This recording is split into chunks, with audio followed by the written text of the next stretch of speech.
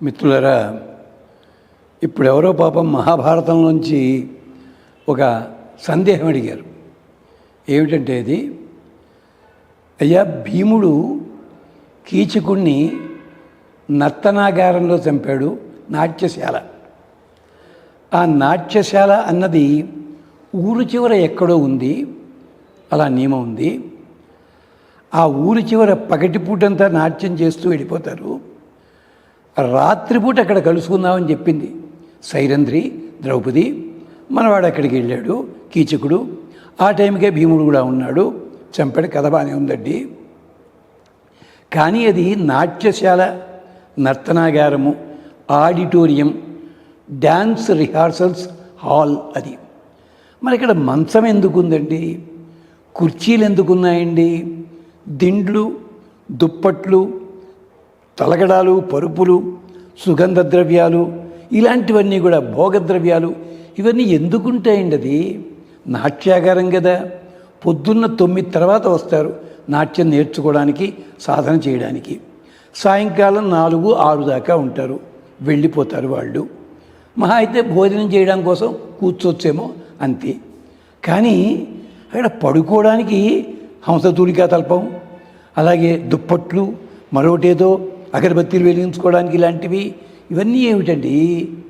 ఎలా నమ్మబుద్ధి అవుతుందండి అంటే, కొందరు సమాధానం ఏం చెప్పారంటే, కీచకుడు అరేంజ్ చేశాడు అని చెప్పారు. అబద్ధం. కీచకుడే కనుక అరేంజ్ చేసినట్టయితే ఊళ్ళో రహస్యం బయట పడిపోతుంది. లేదు, నర్తనాగారంలో అవన్నీ ఉన్నాయమ్మా. పడక గదికి సంబంధించినవి అన్నీ ఉన్నాయి. ఇదెక్కడ గొడవ అంటారా? ఒక్కసారి భారతాన్ని తిన్నగా చదవాలి. అలాగే భారతానికి సంబంధించి రహస్యం యజుర్వేదంలో, అధర్వణ వేదంలో ఉంది. నాట్యాగారము కానీ, ఆట స్థలములు కానీ ఊరు చివర ఉండాలని ధర్మశాస్త్రము. ఇంచేత ఊళ్ళో కార్యక్రమాలకి ఆ కార్యక్రమాలు అడ్డం రాకూడదు. అందుకని సాధన చేసేవాళ్ళంతా పొద్దున్న 9 నుంచి సాయంకాలం 10 లోపలే సాధన చేయాలి. మల్ల యుద్ధంగా ఏదైనా వెనక్కి వచ్చేయాలి. అలాంటిది అక్కడ మంచాలున్నాయి, కుర్చీలున్నాయి, దుప్పట్లు, తలగడాలు, పరుపులు అన్నీ ఉన్నాయి. ఇక్కడ ఎలా ఉంటాయండి అని మీరు అంటారా? నాట్యాగారము కూడా ఒక యాగవేదికతోటి సమానం. నాట్యం అంటే సాక్షాత్తుగా భగవంతునికి ఇష్టమైన యజ్ఞము, యాగవేదికతోటి సమానం.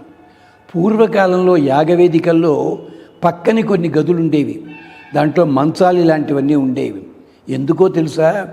వృద్ధులైన ఋత్విక్కులు కాసేపు కూర్చోడానికి, విశ్రాంతి, నిద్రపోవడానికి కాదు, విశ్రాంతి తీసుకోవడానికి. యజమాని ఉంటాడు, ఒకవేళ యజమాని కొంచెం వయసువాడైతే మంచం మీదే పడుకోవాల్సి ఉంటుంది. అలాంటి దానికి, ఇలాంటి వాటి కోసం ఏర్పాటు చేస్తారు అవి. పైగా ఆ మంచానికి కానీ, దుప్పటికి కానీ, దిండుకి కానీ ఒక్కొక్క దేవత ఉంటారు. ఆఖరికి మంచం కోడికి దేవత ఉంటారు. మంచం నవ్వారు బద్దీలు ఉంటాయి, తూర్పు పడమరగా ఉంటాయి. అది మామూలుగా ఉత్తర దక్షిణాలుగా ఉంటుంటాయి సరే. అంటే పడుగు పేక అంటారు. ఆ నవ్వారు బద్దీలకు కూడా దేవుడు ఉన్నాడు. అక్కడ ఊడ్చే చీపురు కట్టకి ఒక అతిదేవత ఉంది. తుక్కు ఎత్తిపారేసే డస్ట్బిన్, అక్కడ కూడా దేవత ఉంటుంది. ఇలాగ సకల దేవతలు ఉంటారు అక్కడ. ఎంచేత అది యజ్ఞశాల.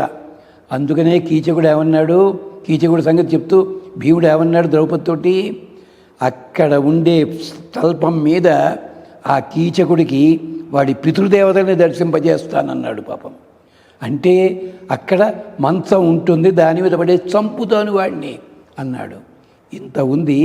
ఇది యజుర్వేద రహస్యం. అంచేత అక్కడ మంచములు కానీ, దిళ్ళు కానీ ఇవన్నీ కూడా ప్రతిదీ యజ్ఞంలో భాగమే, దేవతల భాగమే. ఒక్కొక్క దానికి ఆఖరి కట్టుకునే వస్త్రాలు ఉంటాయే, సూర్యుడు అతి దేవత, 7 దేవతలు ఉంటారు. ఇన్ని రహస్యాలు అధర్వణ వేదంలో, యజుర్వేదంలో ఉన్నాయి. మహాభారతం అంటే పంచమ వేదం. దాంట్లో చెప్పిన ప్రతి మాట వేదంతో సమానము, వేదవాక్యమే ఉంటుంది. అందుకనే కీచకుడు నర్తంశాలలో కలుసుకుందాం అనేసరికి సంబరపడ్డాడు. అంతే తప్ప ఫెసిలిటీస్ ఉన్నాయా అని అడిగాడా? అడగలేదే. గమనించండి, ఇది దాంట్లో ఉన్నది. మహాభారతాన్ని ఉపన్యాసాలు చెప్పేవాళ్ళు చాలామంది ఉన్నారు.